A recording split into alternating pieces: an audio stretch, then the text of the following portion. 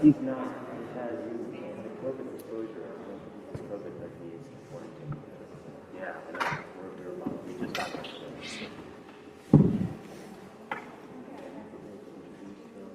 Yeah.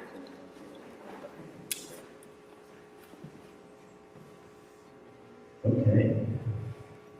Now we turn to buzz. So, lots of people to acknowledge right at the very beginning here.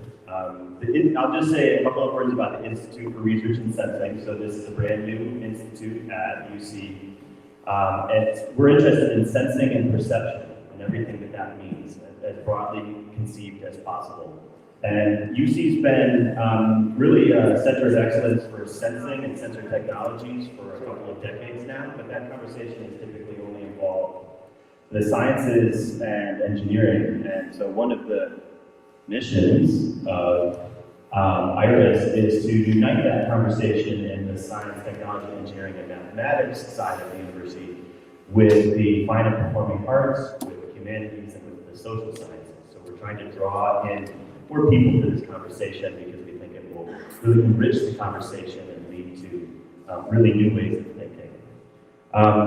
IRiS is funded by the Office of Research at UC, also by the College of Arts and Sciences, and we're also funded in part by our external partners, which this year are the EPA, the Environmental Protection Agency, the National Institute for Occupational Safety and Health, Kroger, and Procter Gamble. So we're also engaging with those local entities.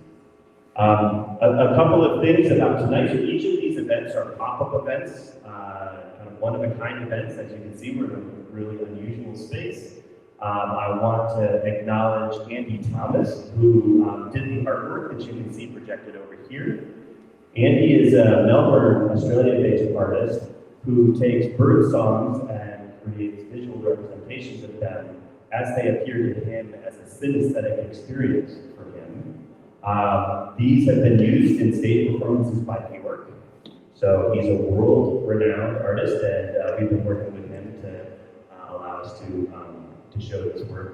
And in just a minute, we're going to have a poetry reading by Maria Paz Moreno, who's going to read a poem that she wrote in Spanish and then its English translation. So we're really excited about that.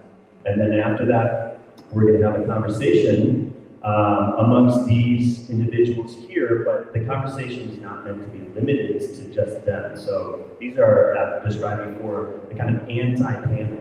We've invited these folks because they have interesting perspectives on the topic of hallucinations and the nature of perception, but we also want you to be involved. And for those of you who have been to these before, you know what that means. That means raising your hand, asking questions, making comments. And when this works well, the audience is talking about half the time. So please raise your hand, speak up. We'd love to hear your thoughts or your questions. And so the central conversation is meant to include you as well.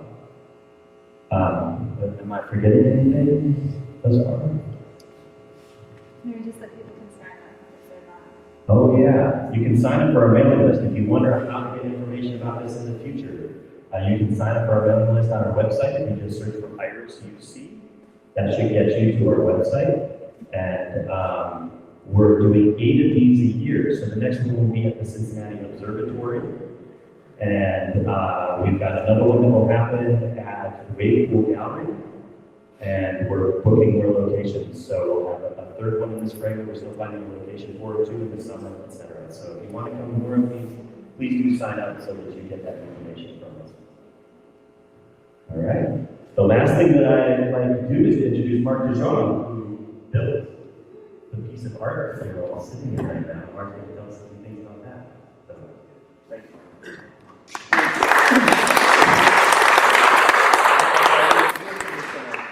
Just going to broadcast. Everybody can hear me okay? I'm just going to spend a few minutes telling my story. So I'm not from Cincinnati. I was born in Holland. My father came here with us as a family out of the University of Cincinnati. My mom was an artist. She bought the building across the street in 1980, and I helped her, age 14, help build that building out for her studio. And I bought that from her in 2005, Now I have 6 houses on the street. This is the most significant of my art houses. I've got 4 other art houses. The 4th one, which is being worked on right next door, it's called the Stair House. I got the Circle House, Square House, Paint House, and but this one is most significant. In the Stair House, they're fully immersive. They're meant to be experienced for 1 or 2 nights. So really, the people that come here, they accommodate the art. Whereas my other art houses, the art accommodates the people that live there.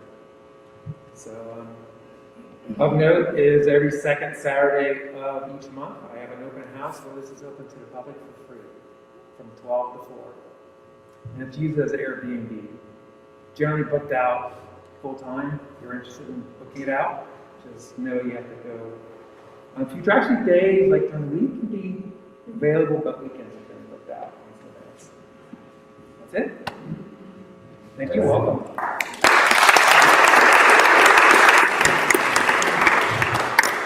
Thanks so much again for your hospitality, Mark. I reached out when I realized it was booked out way in advance. So we talked in September or something, and the earliest was December. So thanks again for having me. And Mark's available to show us around the Stair House after. So if you haven't had a chance to go over there, feel free to do so. I haven't checked it out in the evening. So. That's right. So right next door, I actually had a show in October, the Photo Focus. That show is, for the most part, still up. Still viewable if you're walking all 3 floors. Just know that, like here, the floors will go away. The stairs will stay in place. The stairs from the swing house will actually go there as well with a horizontal. And then there'll be a spiral staircase that goes to the other room. So it's in the Stair House. Fun. Great. All right, at this point, I'm going to hand the mic to Nishay Deveneaux. Oh, yeah, absolutely. Maria, we're ready for you.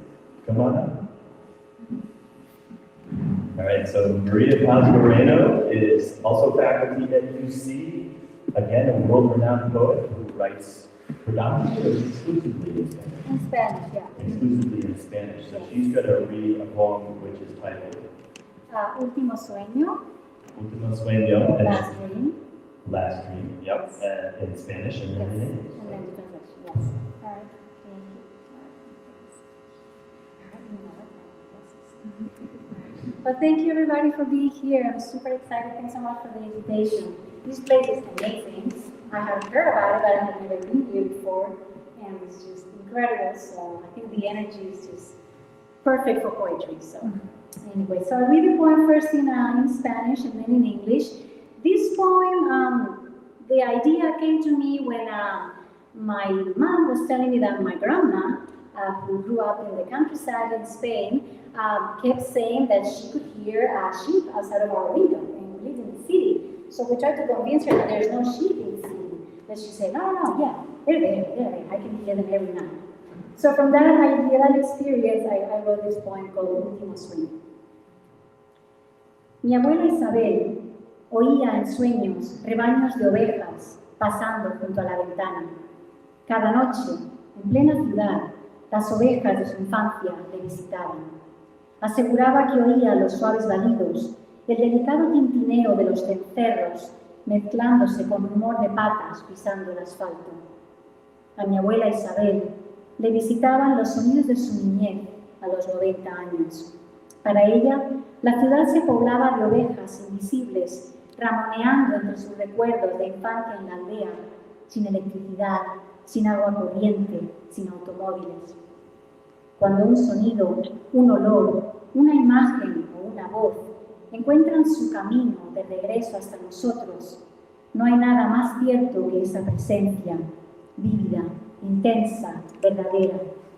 Tal vez, al final de nuestra vida, nos esté dado recordar lo esencial, lo más hermoso que hayamos vivido. Si es cierto que nuestra memoria nos concede un último deseo antes del viaje,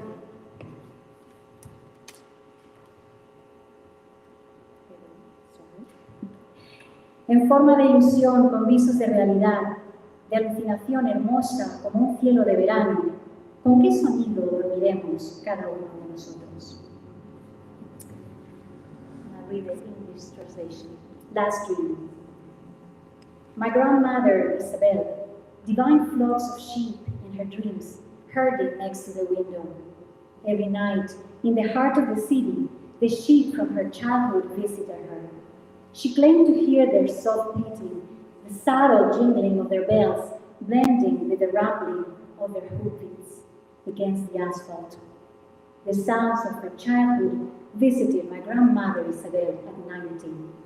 In her eyes, the city was full of invisible sheep grazing among her childhood memories from her village, without electricity, running water, or cars.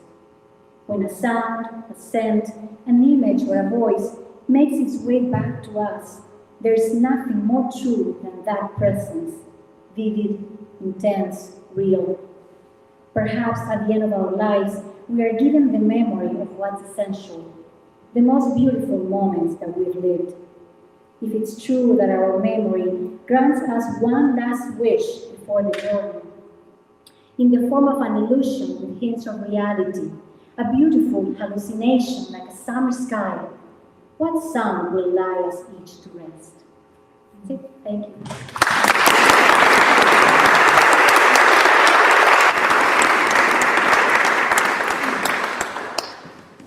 Thank you.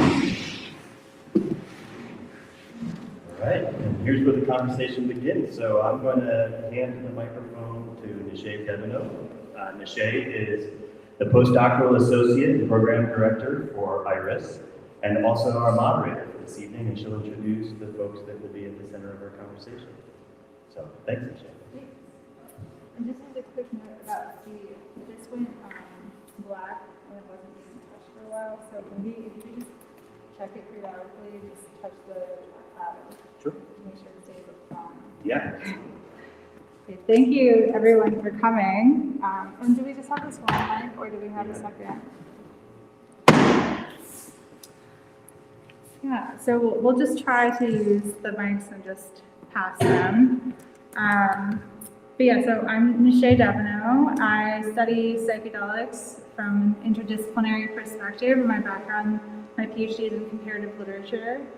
And our speakers or conversationalists for tonight, we have Tyrone Davis, who's an assistant professor of psychology, whose research on multi-agent coordination, including the topics of spontaneous inter-entity coordination and flow, shifts perception from the isolated individual towards the group or ecosystem. Then we have Mark Davis, to my left, who is a professor in the Daff School of Art, who studies how individuals and groups use language, imagery, and music to reveal everyday experience as remarkable. We have Olivia Harris, who is a PhD candidate in biological sciences, studying animal perception, cognition, and behavior, including how perceived reality aligns or misaligns with physical reality. And then lastly, we have Dr. Ilya Volinsky, who's a professor, educator in biological sciences, who studies and teaches principles of neurobiology, neurophysiology, and biological psychology, including relationships between sensory, function, and ecology. And we were originally going to be joined by Paul Zender, who wasn't able to make it due to a COVID exposure tonight. And we should keep the mask on for... No, the conversation is going to take a moment. Yeah. So if you all feel comfortable. Sure. Okay. So just to kick off the conversation tonight, I thought we would talk a bit about the dress viral internet meme. Just as a show of hands, who here has heard of the dress, the meme of the dress? What was your question? The dress, so there was a dress that was a viral internet meme in February 2015. It created a lot of controversy because it appeared as either black and blue or white and gold. And people were very emotional about it because it seemed so obvious that it was one or the other. But the reason I like to think and refer back to the dress a lot is because it's a really potent symbol for how much our ordinary perceptions are actually informed by non-conscious cognitive processes. Because in that instance, there was basically an pre-conscious assumption going on about the lighting conditions, whether it was under a lot of light or in shadow. And based on that inference, the color aligned with that accordingly. But that happened before conscious awareness. It was a snap judgment. It wasn't a process that people were thinking through intentionally. So it kind of helps to peek below the surface of our ordinary cognition and shows how even ordinary cognition is something, our mental picture of reality is something constructed and is not a passive representation of the external world. So I thought we would just start with the dress as a kind of a meme encapsulating that phenomenon and then open it up to larger conversation. So just to start, if anyone wants to share your exposure to that meme or what you thought, what colors you personally saw, or any other thoughts about the dress, then we'll go into hallucinations more broadly.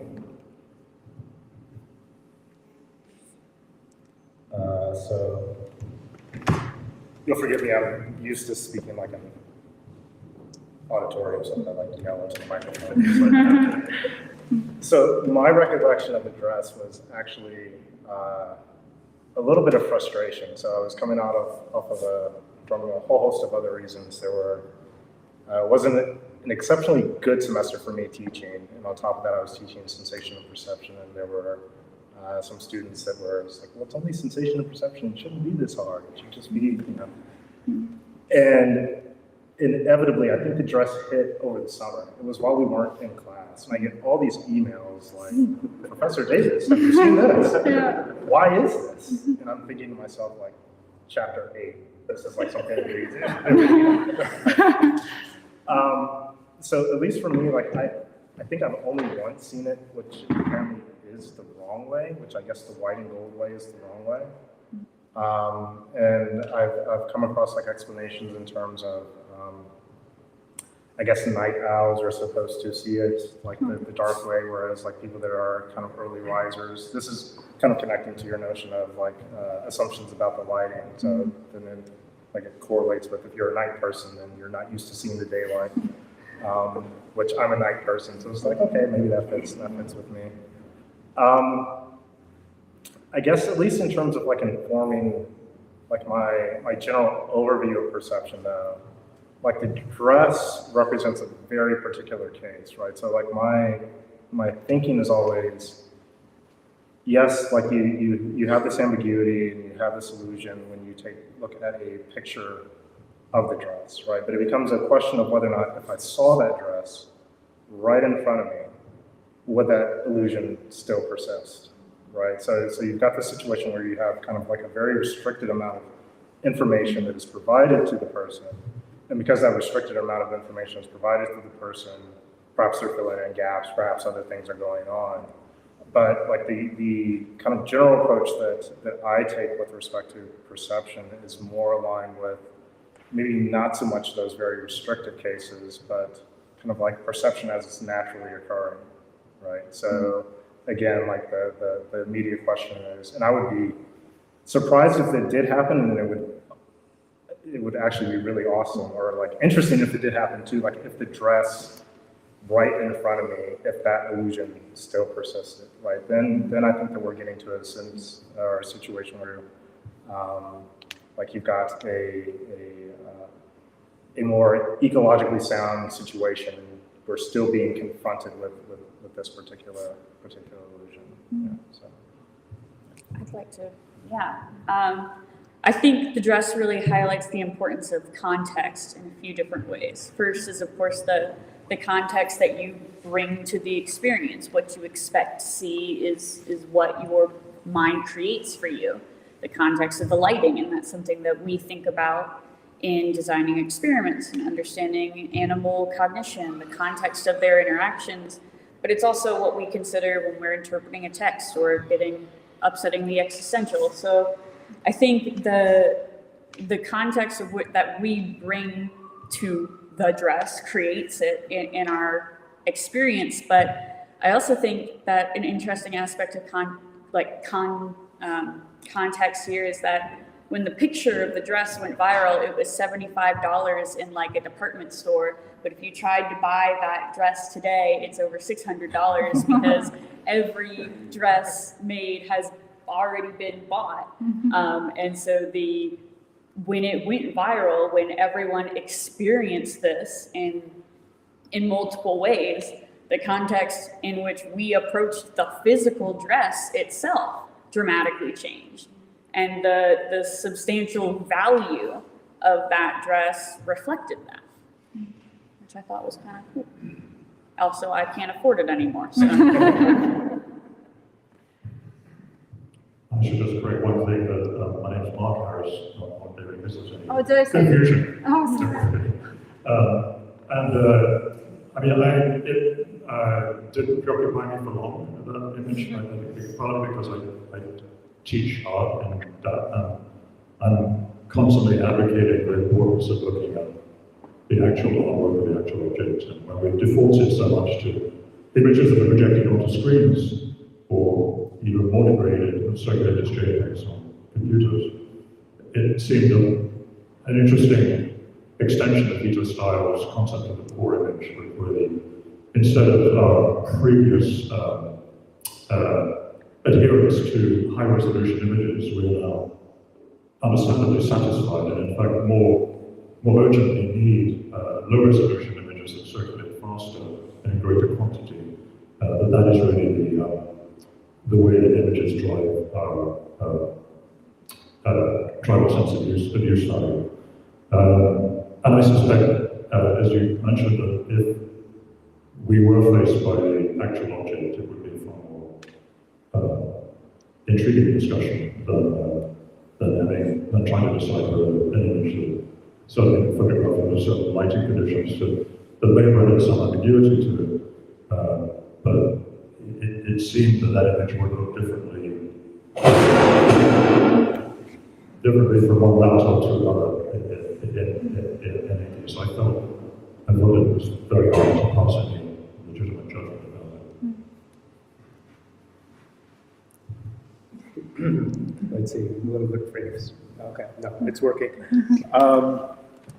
So I'm looking around here at people's shirts and at the walls, and especially the video, at the colors, and I'm trying to take in the lighting, and I'm wondering how many of us are misperceiving or perceiving people's clothes right now, and how it would look like if this were full. I don't know what time of day, but there must be some time when it's very bright in here. Especially your shirt seems particularly fascinating to me right now. For me, what struck me about this illusion in dealing with young students, people just coming to college, and discovering perception at the biological level is when people notice that it's an illusion, when they see that what they see is wrong, and that sense of disjunction in someone, and using that to, like you all said about context and natural ecology, having them use that experience to look at everything around them right now, and what are they missing right now, or what are they seeing that isn't really there right now. And then you go into the idea of the universe being filled with infinite possible sensations, and our physical bodies can only sample a very thin slice of that reality, and we can only interpret that slice in a fragmented way, and to imagine how much more there really is out there based on that perception. That was the cool thing about the dress for me. Mm-hmm. Yeah, thank you for all of those different perspectives on it. And I guess if anyone would like to speak to, in a more expansive way, your interest in hallucinations and or what your specific fields or disciplines have to bring to the study of hallucinations. showing you something you said about expanding, or the tiny portion of, I call it, phenomena that is very available to our perceptions. So my focus is almost entirely cultural, and I got off to an early start as a high school student. I was expelled from school for taking LSD, and had to move to Australia to complete my education. So it was in England. But I never ever took the drug again up to that point. But it remained a formative moment for me as been a game used for how I judge many things in the world. And so I spent a lot of time studying Nietzsche, beat poets, and actually the African diaspora, particularly in the Caribbean.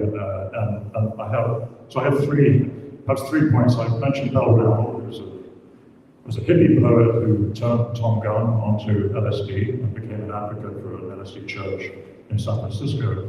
But in a poem from the book 100 Ways of Playing Solitaire, she writes an amazing line, I think, about embarking on an LSD trip. And she says, the beaded curtain parted as if she's moving into a room through a curtain, and Genesis occurred. So that sense of that threshold from which you move from this partial engagement with reality to one where everything is accessible perceptually, I think marks a very interesting way to talk about whether to what extent it's real or not, I'm not sure, but that experience of hallucinogens. And in relation to Nietzsche, I think it's worth considering how he's a fascinating writer, and of course, in his own writing, you can find anything to contradict a previous observation he's made. But if I'm able to blur hallucination with intoxication, it's very interesting seeing how Nietzsche defines intoxication initially as an antagonistic force of the tragedy, where the Dionysian force is an anti-institutional, anti-Apollonian engagement, one of intoxicated creativity and perception, all the way through to the end of his creative life, Twilight of the Idols, where he advocates engaging with the world as an aesthetic phenomenon. So everything in the world is to be taken aesthetically, including oneself. So there's no way that, and of course it's his lifelong critique of reason and rationality that determines this.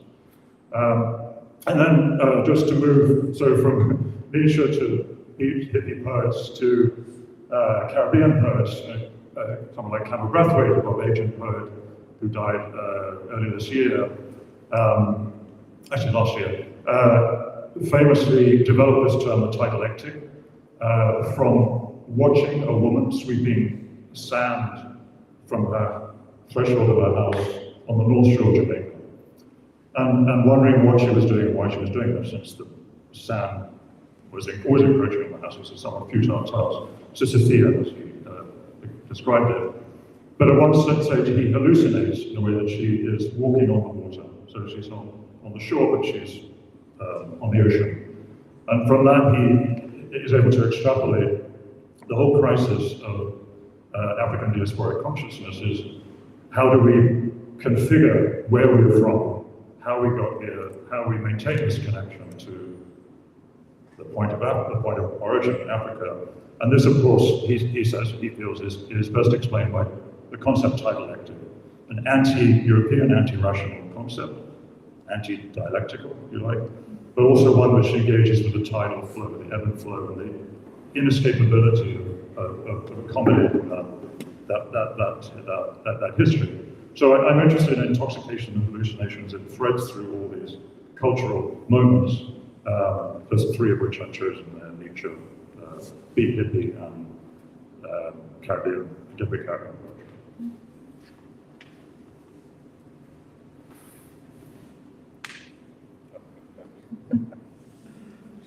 Yeah, hallucination. So,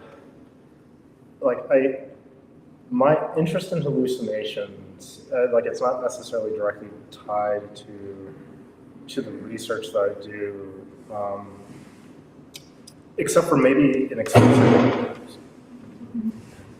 pushback against this notion of perception as being a veridical hallucination, right? So, like I think like hallucinations in and of themselves are intriguing, but the degree to which they would inform us about like the nature of perception is still a bit up in the air for me. Maybe they provide us information about like maybe what's going on with the underlying physiological system and how that might tie to phenomenology.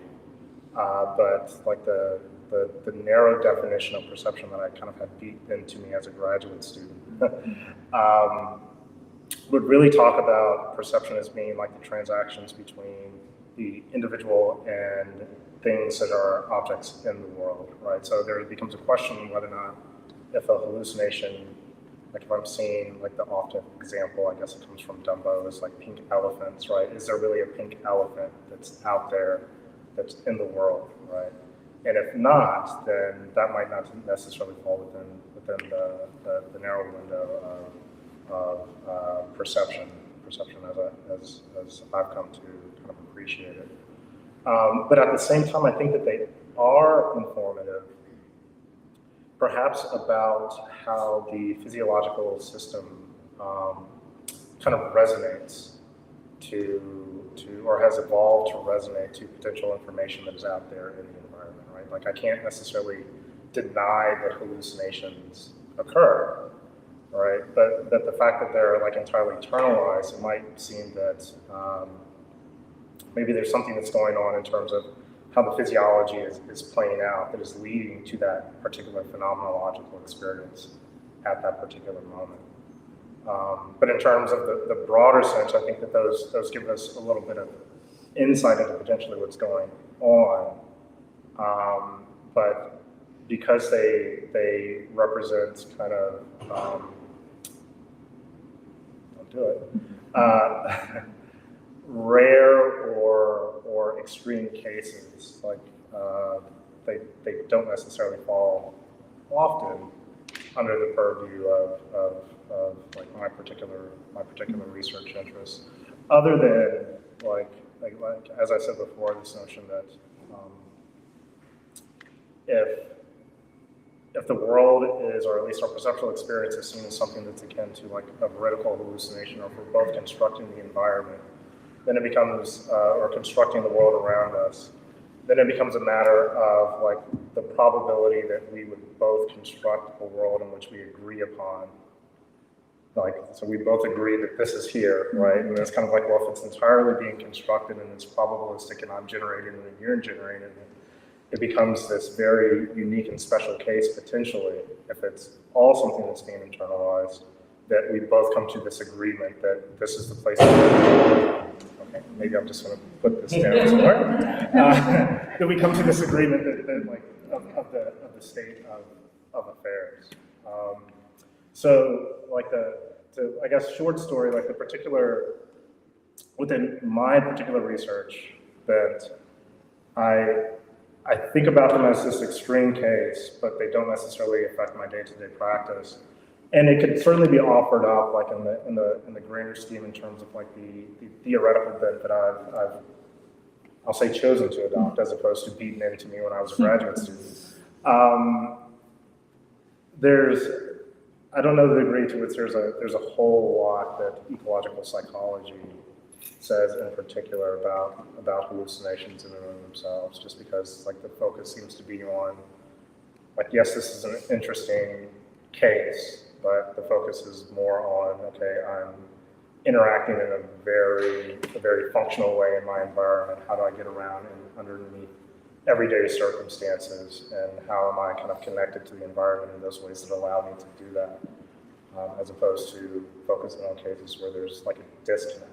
Can I ask a quick follow-up question? Because I'm curious if any of the work with inter-agent coordination or kind of getting into the flow area, if there's any overlap there with, because I think for some people that are interested in studying kind of flow or kind of interpersonal synchronized kind of activities, there's this sense that perhaps, either our sense of ourselves as completely isolated individuals could itself be the type of hallucination, or that experience where you're in a jazz music flow where you're kind of, it doesn't feel like you're making conscious, intentional decisions. It feels like you're doing something together with everyone who's there. Like, could that be seen as a type of hallucination, or?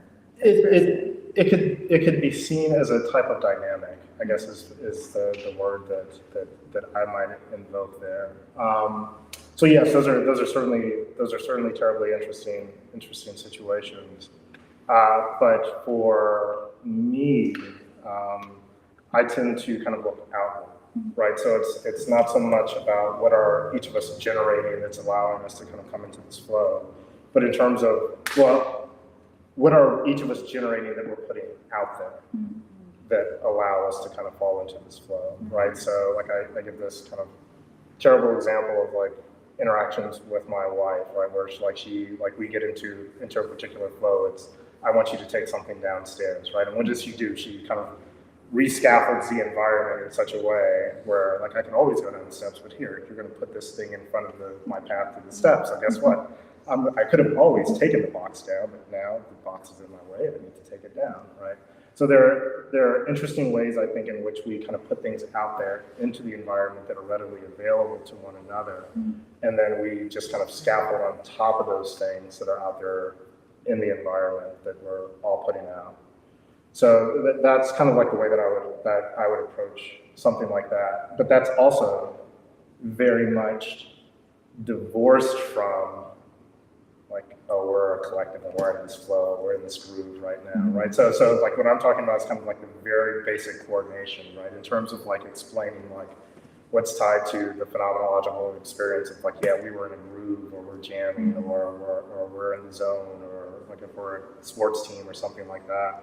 I think that's kind of sitting at a level that at least to date I haven't attempted to wrestle with yet, because I always feel like the problems that I'm trying to solve, and it's not like I don't want to sound like hubris or when I say this, but they're already difficult enough, right?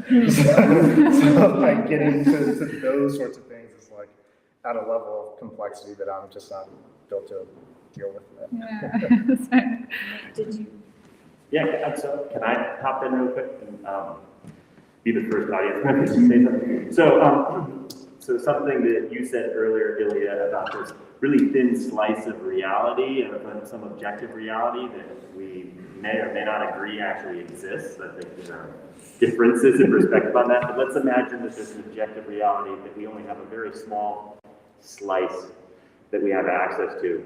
My question is, hallucinatory states could be perceived of as expanding that slice, or reducing it by giving more importance to our top-down perception of it. So, in other words, hallucinations could be our mind being overactive and importing things into the environment, or it could be bottom-up, waking up a bunch of sensory systems, bringing them into conscious awareness in a way that allows us to have a kind of a greater surface area of interactions. And so I'm just kind of curious whether hallucinations generally expand or contract the slice that we have access to. So I think that the mind, as generated by the brain and the body, I think it does its own expansion from the slice that we normally have. So my thinking, that you can argue back and forth, but the world that I am right now perceiving, the reality that I think exists, is constructed and is an expansion of that thin slice of the environment that's impinging on my sensory organs that I then subconsciously interpret. So experience, normal experience, non-hallucinatory experience is itself already a huge expansion. I'm pretty sure that you're not just a floating head in space, that you have a body, but if I really think about it, really all I see is just your head and your right shoulder, and it may as well be attached to you. I'm constructing that reality based on what I know of you as individuals and what I know of your relative sizes and all of these cues. But if you look at like the actual pixel image, so like that's an example. And I actually going to, we were just saying, hallucinations and illusions are boundary cases in a way that allow you to look at underlying physiology, which is my background, my primary interest. And I think that whatever causes a hallucination, whether it's changing neurochemistry, having ambiguous environmental signals that you can't interpret, or that may fall on one or the other side of an interpretation, like the dress, those point to physiology, which is sort of my interest. And in that sense, I think a hallucination isn't just an expansion or a focus on the sense that you don't normally perceive. It's more of an alternate interpretation that that everyone else no longer agrees with you on. I mean, like, why is it a hallucination rather than a real experience? It's because no one else perceives it, and you do. I think as like an evolutionary biologist, I think I spend a lot less time wondering if it's real or not, because in the timescales I'm looking at, it doesn't matter to me if it's real or not. It matters if it's useful. If the perception is useful, whatever brain body emergence that created it, that if that stays around, then the illusion it produced, the perceptual reality that was born from that was helpful to the organism. And so whether it was real and objective reality doesn't much matter to me, and it frankly wouldn't matter to the animal either, because what matters is that they are creating a representation that they are able to interact with that is useful to them. And if it's an expansion or a contraction, what matters is that it's a reconcilable interpretation of stimuli that they otherwise wouldn't be able to use or adapt to. I think there was a hand that I missed.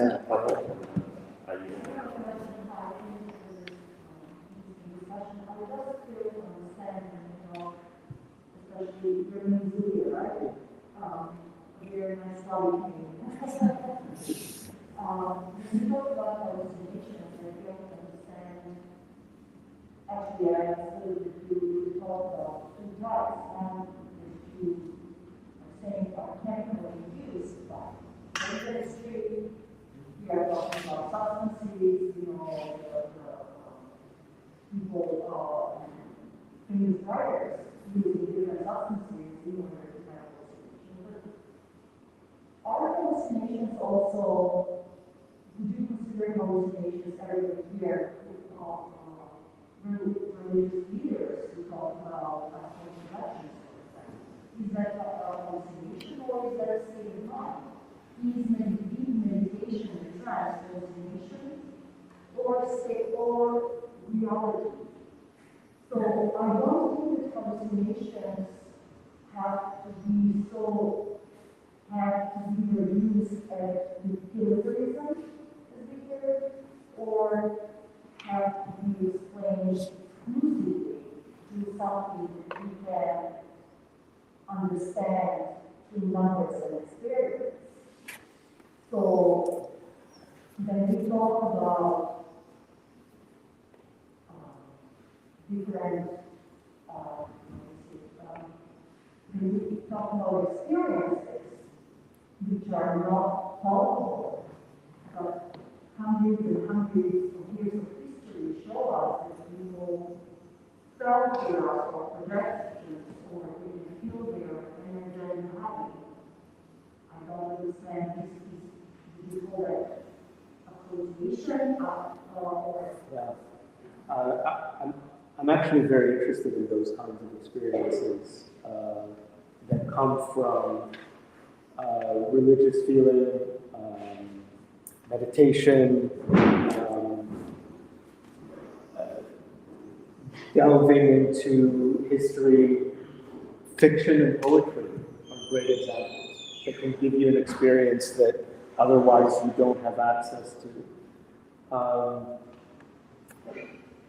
I don't know if I would call it, I don't know if there's for me, you know, everything I say is not, it's opinion, and these things in general are prone to opinion rather than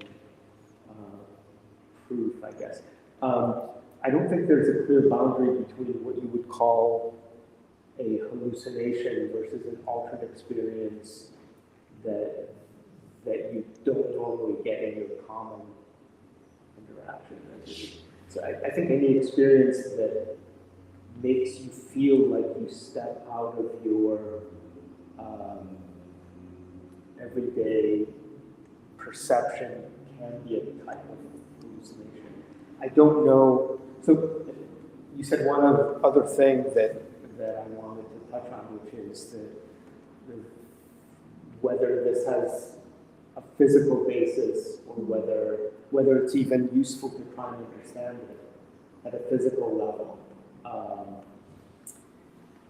And my only answer to that is that I personally, because that's my, I guess, bias, would like to understand as much of the physical basis as we can,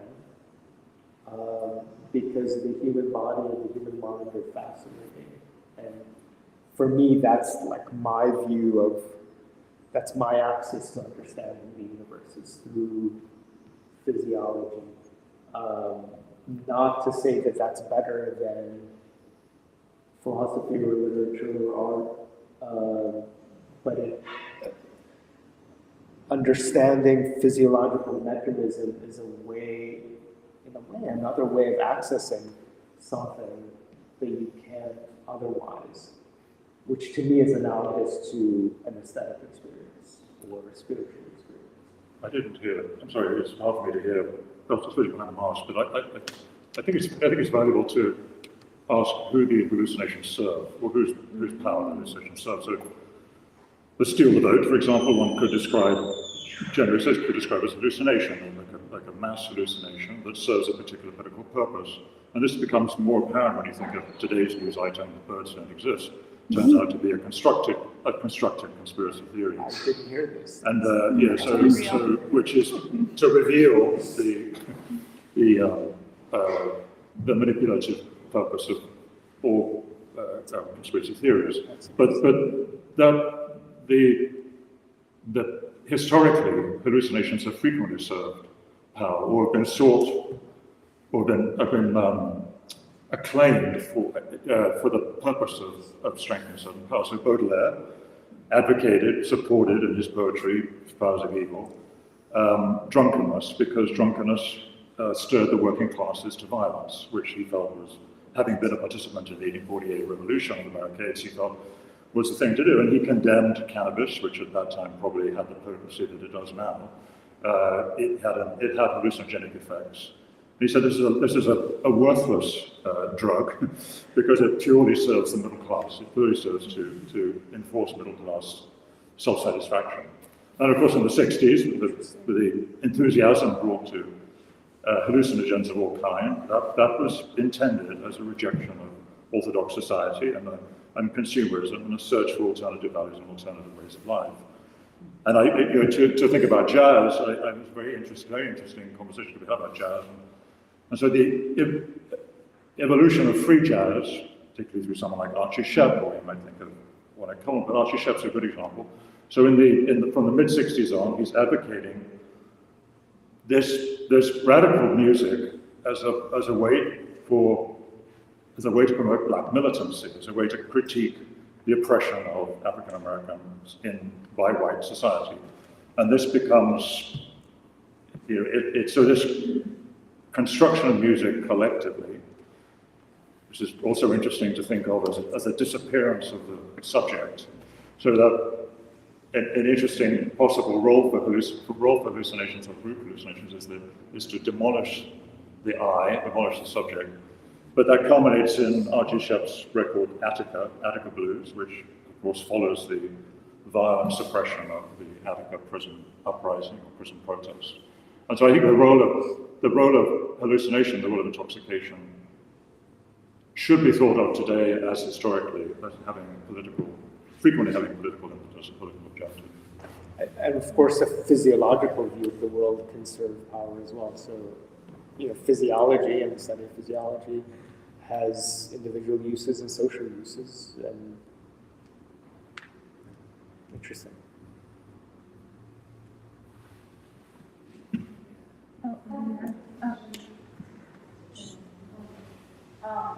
Yeah, I was just wondering if it was the same when you're dreaming something that, not like a normal dream, but something that feels so vivid that you question yourself if your mind was playing games with you, or if there was something really real there. So it's one of those dreams that you never really forget. If it plays a role also as an hallucination.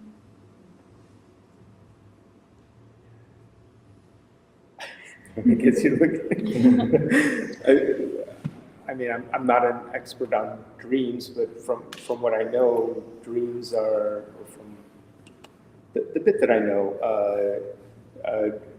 dreams are pulled from memory, and there are different theories about why you dream and what the use of dreams could be. I don't think it's known from, it occurs during a particular stage of sleep. I guess you could call it a hallucination because you very likely are not where you're dreaming, because you're probably, given that you are asleep, at least you know that that can't be the real world. Well, I mean, I guess it's subconscious or non-conscious, whatever, I'm not an expert, right? But what I talk about is like dreams that alter your whole system, where you dream about something that you wake up in fear, and you wake up shaking because it felt real. Oh, yeah, the same dream you realize as a dream, but it was something. But you still experience it. Right. Yeah. To this day, if there's something beyond that there, that they disappear. I mean, if you experience something, then you have experienced it, and you may be convinced that it's not real by people. You can be rationally convinced by others that what you experienced isn't real. Like you could be dosed with psilocybin and not know it, and experience colors, and later on people can tell you, no, someone like you were under the influence of a drug you didn't know that you were, and eventually you might come to believe them, but you still had the experience. I would also say that from the perspective that perceptual reality and perceptual constructs are meant to be functional, whether you are asleep or awake, if your brain-body connection is receiving, even if it's creating it itself, lots of stimuli, the result is an interpretation of that. And I think if you're awake, you're actively engaged with the environment, but when you're asleep, if your body is still producing stimuli, producing signals, then a dream is the perceptual construction of that. And I think that that's just as veridical as what we do when we're conscious, because that's functional. That's what allows us to interpret everything that occurs. So as an artist, I sadly often dream about making artwork, and I have I'm making these amazing paintings that I make, or whatever it is, and I'm in a dream thinking, this is fantastic, it's like, this is my new artwork, and then I wake up and sadly. I dream about catching spiders. So these dreams connect to our primary values. But I would say, and there's a more serious side to this, because the surrealists, Andre Breton particularly, and Louis Aragon, advocated automatic writing and the dream work as forces of liberation. And of course, their reason for this was that they wanted to completely revolutionize access to creativity and access to authorship, if you like, access to the role of the artist. And so, if everyone dreams, right, everyone can dream, we're all artists. We can all write automatically, we're all writers. And this was and it's not surprising that they thought they were communists, but the Communist Party didn't want them. But it's not so, it's just the other side to Walter Benjamin's essay, The Author as Producer, where you have the idea of enabling the tractor driver or the trash collector to be the writer was actually what the Communist Party wanted to do. And so in Russia, this actually happened. So the newspaper articles start to be written by working people.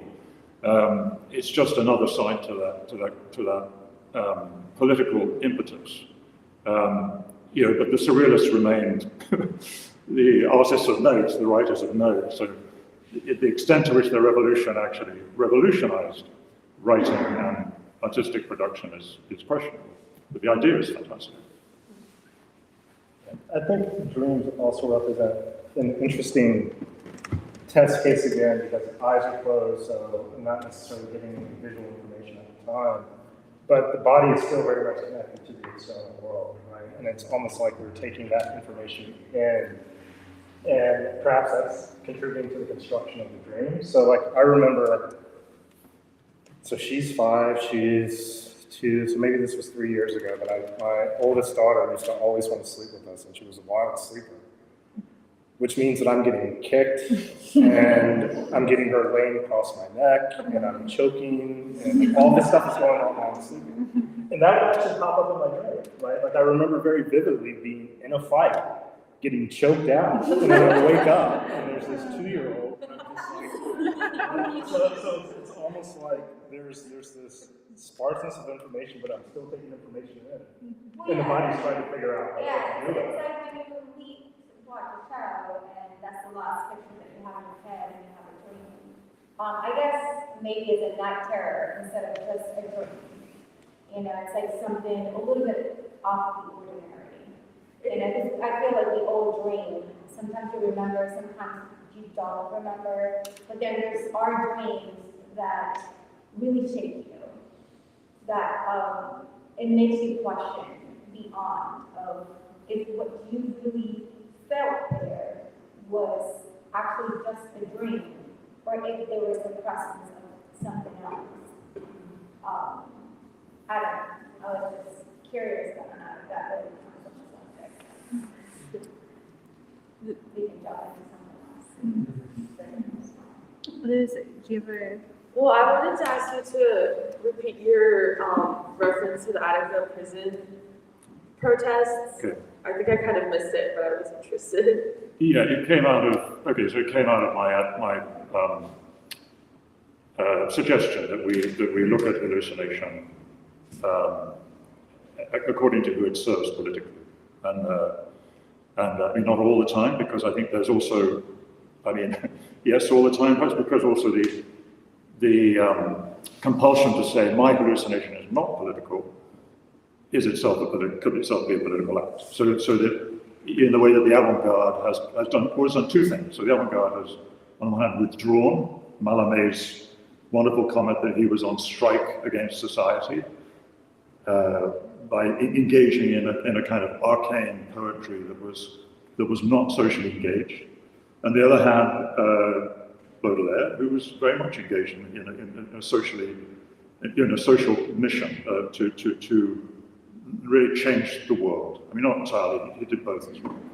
And so hallucination could be a withdrawal, and in that sense, a statement saying, I don't want to be involved in your world. Your world is corrupt. Your world is polluted. I'm going to assert the importance of my private visions, my private hallucinations. But I think in the case of Attica, we can talk about the remarkable achievement of free jazz, which was a brief moment, a relatively brief moment, late 60s, early 70s. And I think what angered Archie Shepp, who made that record, Attica Blues, in 1974, was that white listeners did not appreciate the political impulse of what those musicians were doing. George Russell was not mentioned, George Russell from Cincinnati. And that this collective production of the music, of course, came out of the Black community, was itself an assertion of collective values, an assertion of the ability to generate beautiful music according to their own laws and for their own audiences, but it should always be taken as a part of the Black struggle. And the Attica Prison, so on that LP, all of the music engages with that phenomenon. It's really a survey of, if you like, a survey, an encapsulation of Black music of all kinds. Really, oddly, William Kunstler, the radical white lawyer who went into Attica to articulate the prisoners' demands, he was the intermediary, before Nelson Rockefeller gave the order to suppress the riot. Kunstler is a reader on the record. So Kunstler is engaged by Archie Shepp to read this poem, 2 poems, in fact. So it's a record that's directly about the prison uprising, but it's not always about the prison uprising. So again, I think this is go back to Bell Randall, who said, I want to be able to write about drugs without writing about drugs. So I think that's, again, this sense of being able to engage politically with things without being explicitly talking literally about the event that you're engaged with, the event you're addressing. And so I think Archie Shepp on that record both does that, but he also asserts the right, I can make this music, we can make this free jazz, and it is still about Attica, it is still about police suppression and violence.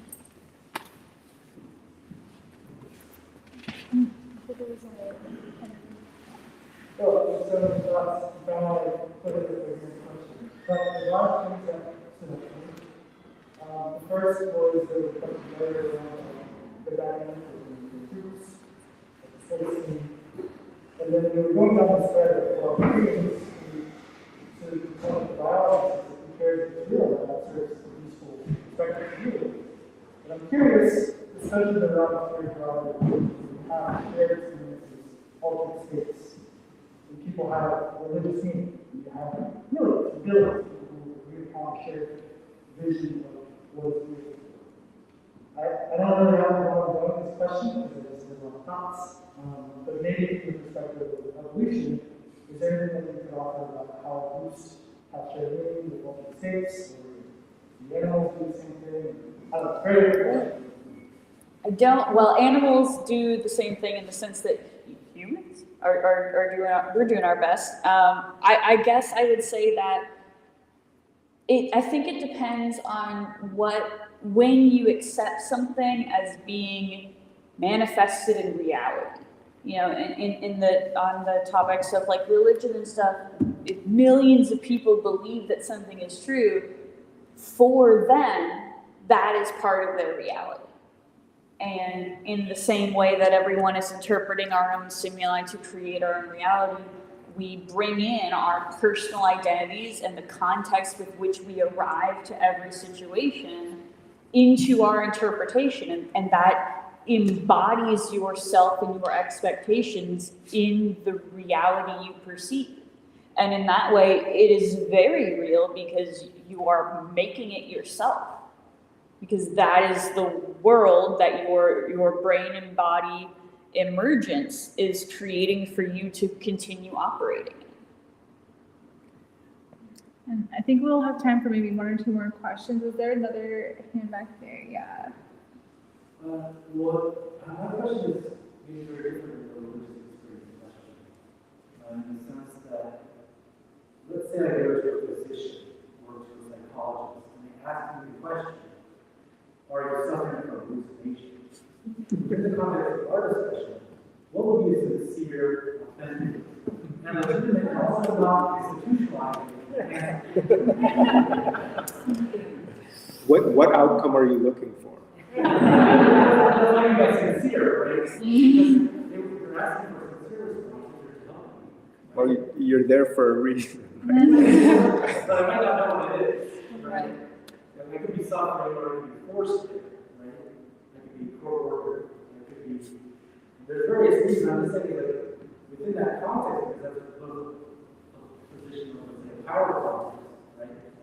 And an issue of also how to be there for, hopefully like them, and then suffering from something that I think of it, right?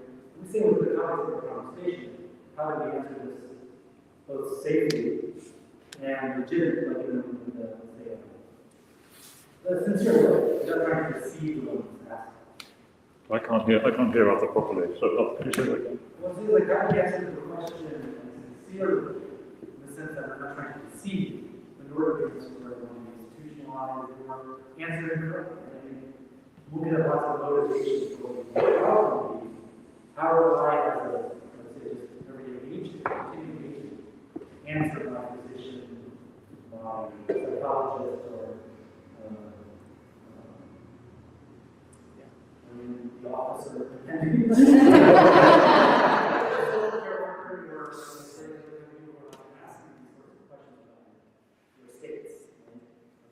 So, how should we approach this scenario? Yeah, how do I answer the question? Am I having a hallucination? I mean, I guess what they're asking is, do you experience something that you have reason to believe is not real? Because if you believe it and it's your, then it's not a hallucination to you, right? How would you know what a hallucination is unless you get feedback from others, or unless you have access to memory that, tables don't normally move this way and this one is, therefore, So there you're getting to the definition of how do you know when you're hallucinating versus really being in an altered reality? No, just in this context, I was wondering, there's the pathology of hallucination, right? Hearing voices, for example. Or seeing people that are not there or visible for other people. Those things, to your point, could be very functional. They could help me function and also they could allow me to do whatever I need to do. They could even help me emotionally. So all of these things could be true, and yet society would judge them as hallucinations and pathologies. So where do we draw the line, I guess? I think a fair part of your answer to your psychiatrist would depend on whether or not you are in distress, because so much your perceptual reality, is meant to serve you and is designed to do so. And as we said before, it's the interpretation of so much signal.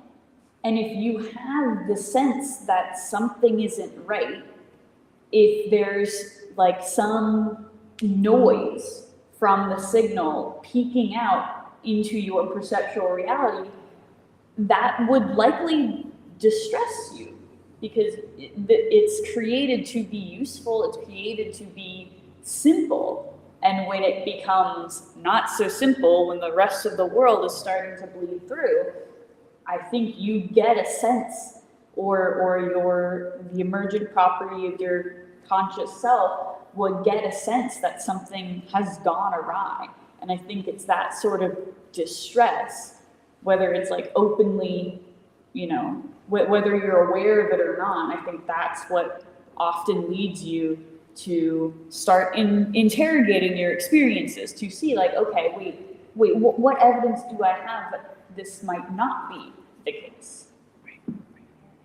I think you'd have to talk to people, right? So you can't make, in fact, the very question seems as a fallacy, because you can't decide this on your own.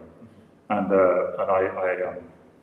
you're referring back to Nietzsche's Human or to Human, where he says, why is there a supposition that there's even an I? Why is there a supposition that there's an I thinks? These these are fundamental questions that you should, and who exactly is hallucinating? And that's why I see Nietzsche as being an anti-hallucination philosopher, in the sense that maybe you are hallucinating to even presume that there's an I who can question whether you're hallucinating or not. But above all, talk to people, so R.D. Laing listened to his patients rather than prescribed treatments for them. Doris Lessing's book, Four-Gated City, which is part of Children of Violence, is a fantastic engagement with Langian theories of madness. And it involves the resolution of the idea of hallucinations or the thought of hallucinations through talking to people who themselves wonder whether or not they're hallucinating. I feel like there's a problem. Am I tricking somebody that answering yes, no, or maybe? And are they trying to trick me with a trick question? Right? How I know, right? So I feel like those speakers are stuck in a situation knowing that there's a perception. Right? At least the top here is interpretation. So I feel like, does that mean that maybe certain institutions should change their language? Well, I think, kind of speaking as a psychologist, but I'm not necessarily that psychologist. I think, like the point that Mark was bringing up, as well as what Tamara introduced, just focusing on the function, right? There's like sitting behind all of this, there's this notion of, there's a value judgment that we're making about a hallucination, right? And the idea is that it's not necessarily functional for everyday life. But you can imagine if there was a situation in which, I don't know, I had a hallucination about, I don't know, a pink elephant. But that pink elephant actually guided me properly through my day, everything that I needed to do. Then isn't necessarily maladaptive, right? Like hallucinations, misperceptions, illusions, there's always this kind of underlying current that they're not quite right. Whether or not I'm not grounded to the environment properly, what's properly, right? Or whether or not they kind of fit within what's expected of me in terms of society at large, right? So there's this value judgment that's kind of sitting behind all of that. And I would probably make an appeal, just like you were before as well, to functionality, right? And I think if it's like if at the end of the day it's functional, I mean, yeah.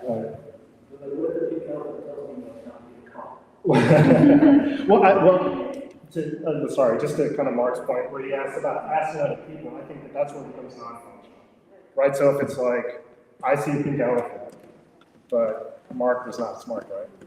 I'm not butchering it? Mark, yeah, okay, you were looking at me like it's not. But if I see a pink elephant and Mark does not, then that's probably not going to be a functional situation for the two of us, right? I'm probably going to be acting in manners that are consistent to what I am perceiving, and Mark is probably going to be like, hey Ron, what the hell are you doing? We should be going left and we should be going right? So in that sort of circumstance, it'd be okay if you're acting based upon these things in a way that is not necessarily allowing for you to function, then it's not beneficial. The fact that others are mediated, I mean, your mental health and affecting others around you, and I guess it's something that you should question about, but it is something that is not really affecting anybody else around you, and it's working in a good way for you, and it's not affecting in a bad way, then it doesn't really matter. There's a yes, yeah, those are the answer would be, it goes back to the functionality of it. Yes, I'm hallucinating, but It's a bad successful sociopath. Like, if they well, that's the functionality is not really, it's affecting others. Yeah, right. So then that's not really functional, it's actually affecting others, so then that's what's functional for you, but it is functional, it's not really functional. I think there was a long time question over here somewhere. Yeah. Well, there's lots of things that come up while people have been discussing things, but the idea of functionality or distress as some sort of indicator of the reality doesn't quite fit with me, because it's such a complex proposition. If the patient sat with you and they're relating distress about hallucination, is the distress about the lack of conformity? Is there distress? It's talking about a million things, not just the hallucination or even hallucination. And I guess one of the other questions that came to mind is, so what makes us mentally ill versus spiritually enlightened shaman? And it's societal conditions, context. It seems like such an interweaving of individual societal constructs that it's very hard. I know this is all about trying to figure it out, and trying to pull the pieces apart. But it doesn't seem very doable. It really is hard. You know, and even if you're like trying to come up with some maneuver or something where you take all the components into effect, how could you really do that? And so I always get caught up, and I wonder, like, could you really, like, and it would be amazing if you could, like, in the physical sense, show, like, individual differences. So if I'm an introvert who's having hallucination about something, is that going to be different than if I'm an extrovert? Or if I'm a person who's very conformist in a religious group, you know, all these sort of personal, individual traits, if they can be illustrated, differences. So I don't know, that was just a lot of stuff. I guess if you can convince many people that what you see has meaning, then you're not a hallucinator, then you're a shaman. I think you've kind of hit on a different thing. I mean, yeah. If you look at the history of the practice of mental health, you see a lot of examples where things were very bad. So it's shifting, isn't it? So it's societal perception. Compared to if you're looking back 60, 70 years for sure, even 30 years in some way, you can easily find places right now where it probably isn't where it serves people. I mean, is it,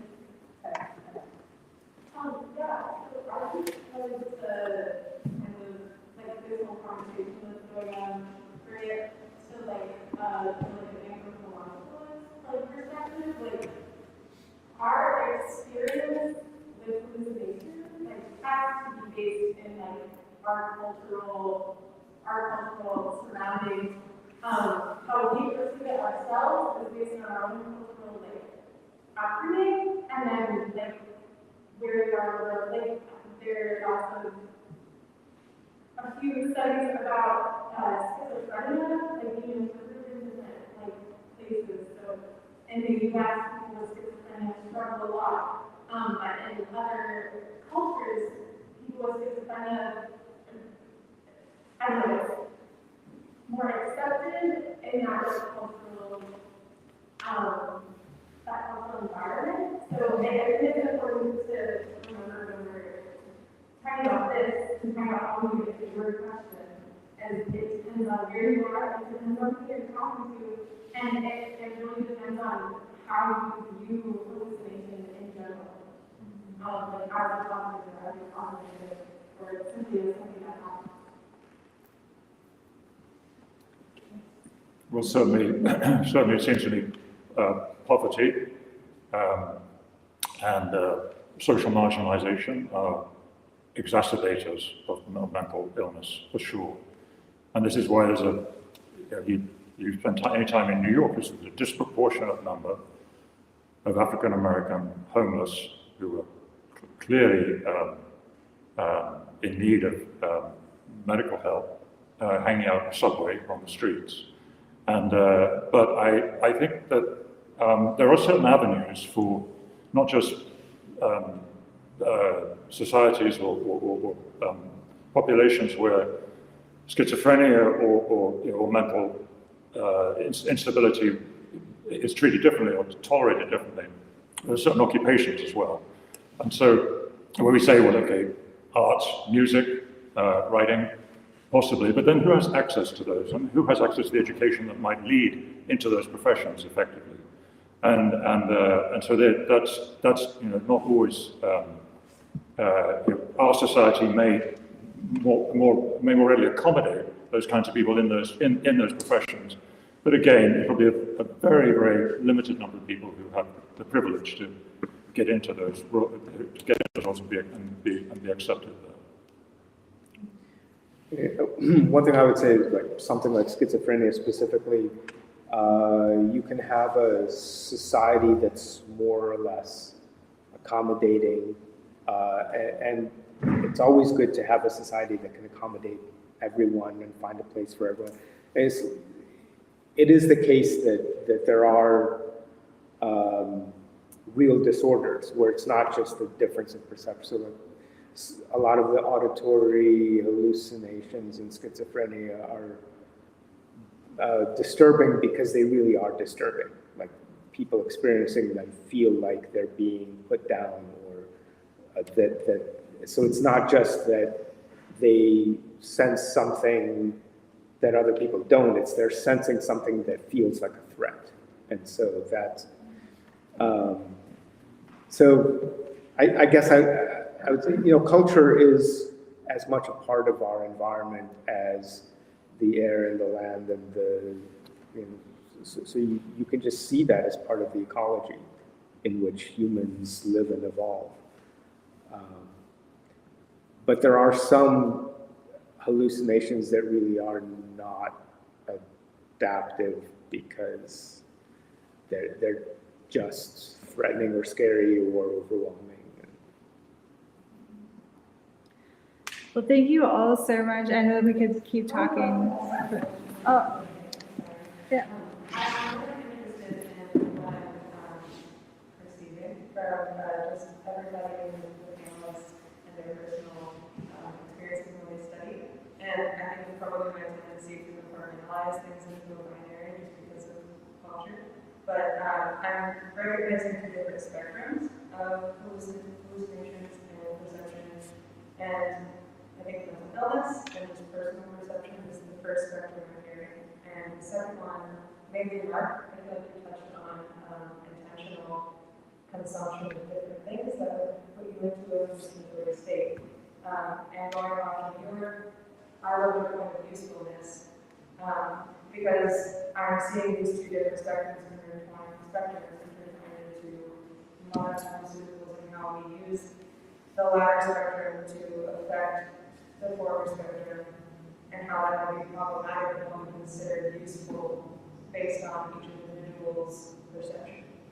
Because if we go to someone who experiences schizophrenia, are their perceptions and hallucinations useful for them? We don't know, and sometimes it's really hard to get somebody to discern whether or not they feel it's useful when it's jarring for them, because it's their energetic state that's being altered. So we take external things to affect them and affect their perception. And I'm really interested in all the panelists or anybody else. What does everybody think of using one spectrum to affect the other? Specifically, medication and how we do that, and the new studies. You said that you've only taken once. You've only taken once, you said? No, 3 times, but it was very, very, very long. Yeah. I think I would also caution that You would just cop the third time. 3 times, 1 good trip, 2 bad trips. But excessive use of that drug can lead to schizophrenia, we know that. And so I don't think, certainly in my experience, all of those around me at that time, we were taking it recreationally rather than for a particular sort of self-enhancement or insight, the wish for greater insight. It was a complicated reason for taking it, but a lot of it was recreational and to do with peer pressure. So the slide into the slide into illness, it was quite evident to me, even at that age, that it was dangerous for me, for someone like me. But for, when you look at, I talk about musicians, so Pink Floyd, one of the founding members of Pink Floyd was Syd Barrett. Syd Barrett, excessive use of LSD and other hallucinogens led to his inability to perform any longer and be a part of sort of normally functioning society. Luckily, he had people who could look after him, his family and band members. But basically, the overuse of the drug led to his schizophrenia, whatever we want to call it. So I don't think these should be treated lightly. No, absolutely not. I'm very interested in whether we can, I'm interested in the surrogate around the usefulness of, I think that's a fascinating topic that I definitely don't think about. Because I think that these things can be useful for people, and just treating someone's state of mind as useful or not is a huge value statement for, not because it's not per person, it's a very one-size-fits-all system to decide to discern whether someone's perception or state of mind is useful. I would also add that as like an anxious person with ADHD, like I already feel that the reality that evolution has deemed reasonable for me to handle can sometimes be overwhelming.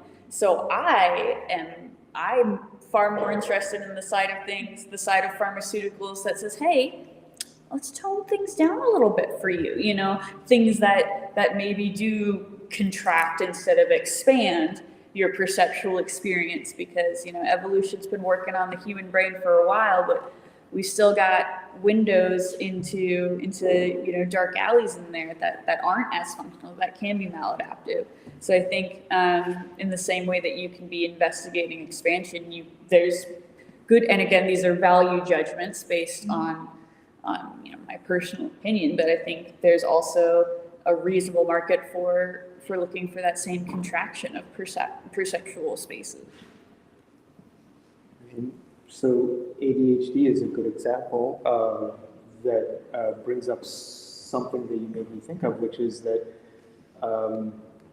you can use the one form of alternate perception of the chemical to interact with what you might call illness or not adapting to society in a way that's beneficial for the individual, or you can use it to control the individual to make their behavior convenient for everyone else. So there's a long history in medicine of using medicine sometimes to help, but sometimes to pacify. And that's always a danger. I personally don't see a principal problem with using drugs of any kind in principle, but you look at trade-offs. Not always easy to do that. People aren't morally opposed to chemotherapy, but it's a terrible drug, right? Or a terrible set of drugs. It's highly poisonous, but people use it for a particular purpose in a particular context.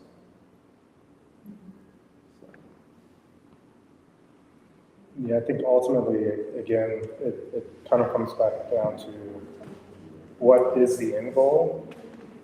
And like in certain circumstances, you can imagine that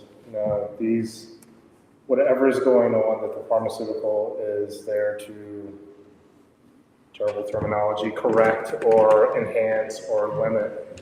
I think a lot of it probably does come down to what's going on at the social level, right? So like when we were talking about function, like something that entered into my mind was, well, yeah, it could be entirely functional if I was just walled off and separated from everybody else. And maybe I can imagine a scenario in which if I'm having hallucinations that this is what plays out, right? But once we enter into spaces where we have to agree about the state of reality, then there are certain degrees of functionality that like you're starting to slip away from, right?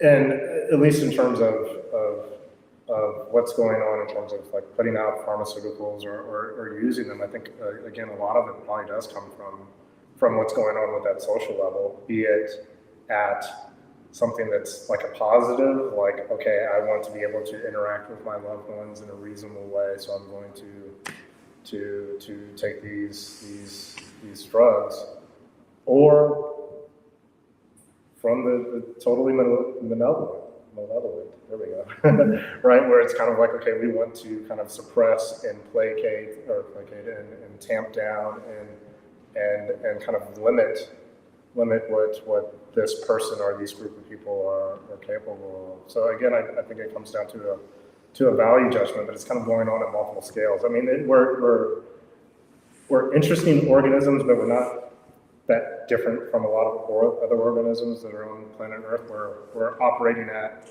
things that are going on for us, but we're also operating at the level of how we're interacting with the collective, and like functional, whatever that is probably kind of an intersection of those two. And I think ultimately, like what the usefulness of something like that comes down to is certainly going to be influenced by those two, and perhaps even unfortunately, maybe the social level more than the personal level. Like I can imagine scenarios where I'm like, okay, I'm going to do this because this is good for me, and you know, my loved ones and my spouse and society at whole saying, no, Taylor, that's not good for you, so we're not going to allow you to do that, right? Or the other way around.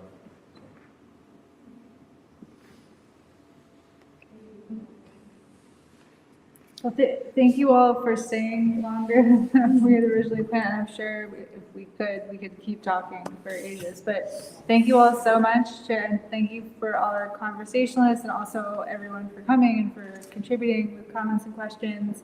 And I'll just reiterate, if you Google UC IRiS, our website will come up, and you can sign up for our mailing list if you are interested in coming to more events like this and unusual spaces around the city. Is there anything else you'd like to add? No, just that we have this space for the evening, so people that didn't get a chance to chat with anybody and want to keep talking can continue to spend time here. And Mark is going to let us go next door as well, so if people haven't had a chance to see the stair house in progress, then feel free to go and take that in as well. And thanks again. Let's thank all of our panelists.